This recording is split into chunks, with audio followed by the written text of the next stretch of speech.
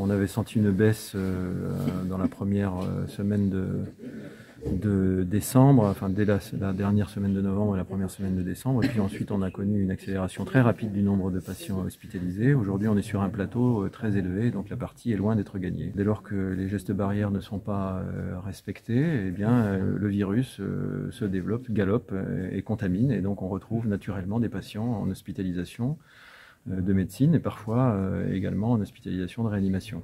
L'hôpital du Mans n'échappe pas à l'existence de clusters. Depuis le début de la deuxième phase, on enregistre à peu près 17 clusters dans un établissement qui fait 81 équipes de travail, donc c'est un niveau significatif, mais pas non plus majoritaire. On lutte contre ces clusters. On a mis en place une cellule dédiée qui prend les mesures ad hoc à la fois de dépistage et puis aussi de précaution, de rappel des gestes barrières, des rappels des gestes d'hygiène. Et c'est de cette façon qu'on essaye de maîtriser l'évolution de l'épidémie au sein de l'établissement. Le personnel donne beaucoup, a beaucoup donné, comme pendant la première phase, continue de le faire de façon extrêmement motivée et professionnelle. Il faut les en remercier. Ça concerne l'ensemble des équipes de soins, mais pas que les équipes de soins. L'ensemble de l'établissement se mobilise pour faire en sorte que l'intendance suive, si vous me passez l'expression. Donc évidemment, il y a un niveau de fatigue qui commence à se faire sentir.